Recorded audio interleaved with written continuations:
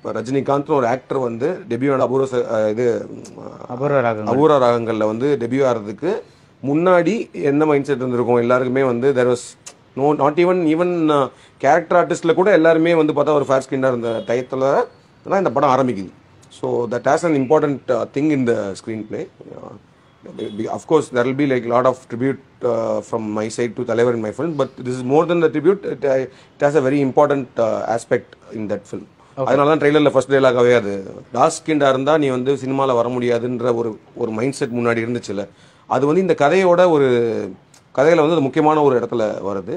And there is also reason why I placed it as 1970. ஏன்னா 70 இது வந்து 70s நடக்கணுன்றது தான் இருக்குது. எக்ஸாக்டாக ஏன் 75ன்னு வச்சேன்னா 75 தான் அவரோட debut. Right. So this film is happening before his debut. Right. Jailer நீங்க பாத்தீங்களா? Yeah, yeah. What was your favorite moment in that movie? Favorite moment was intro block basically, but எனக்கு வந்து ஓவராலாவே ஜெயிலர்ல வந்து அந்த the dark humor zone of Nelson and seeing Talaivar performing in it, I liked it very much. Okay. எனக்கு வந்து especially நான் நெல்சன்டே சொன்னேன், எனக்கு அந்த ஒரு சீன் வேர் இந்த செகண்ட் ஹாஃப்ல வந்து அவர் ஒருத்தரை கூப்பிட்டு மிரட்டுவார்ல, டைரக்டர் மிரட்டுவார்.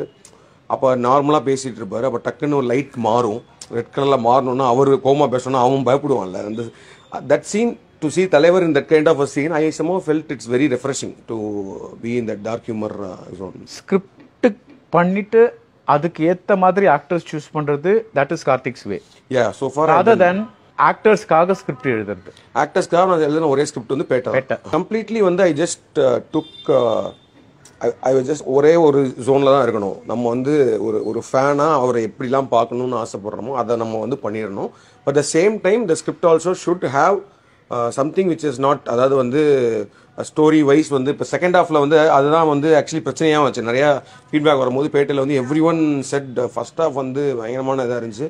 செகண்ட் ஹாஃப் நான் ஆக்சுவலி படம் பார்த்ததுக்கப்புறமேட்டு சன் பிக்சர்ஸ்லேருந்து கண்ணன் சாரும் தலைவரும் எல்லாரும் உட்காந்து படம் பார்த்தாங்க. எல்லாமே the set first half is தலைவர் படம், second half is your film அப்படின்னாங்க. பட் ஆனால் நிறைய பேர் வந்து செகண்ட் ஹாஃப் என்ன இதாகிடுச்சுன்னாங்க. பட் ஆனால் செகண்ட் ஹாஃப் தான் ஆக்சுவலாக ஒரு ஸ்டோரி ஒன்று ஸ்டார்ட் ஆகுது.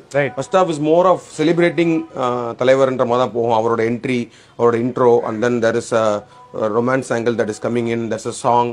அதுக்கப்புறமேட்டு இன்ட்ரோல் பிளாக் ஒட்டி வந்து ஒரு ஆக்ஷன், இது ஒரு ட்விஸ்ட்டு, அப்படி தான் போச்சுன்றது. பட் செகண்ட் ஹாஃபில் தான் what is actually happening, Y there is so ஒரு ஸ்டோரி வந்து சொன்னால் ட்ரை பண்ணோம்ல, அது வந்து அங்கே தான் நடந்துச்சு, அந்த செகண்ட் ஹாஃபில் தான் நடந்துச்சு.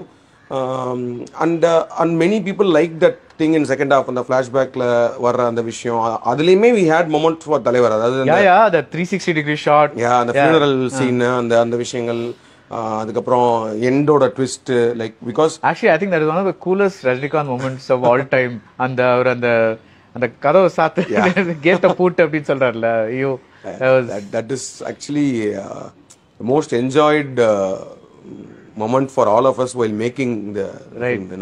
On screen it was just fantastic.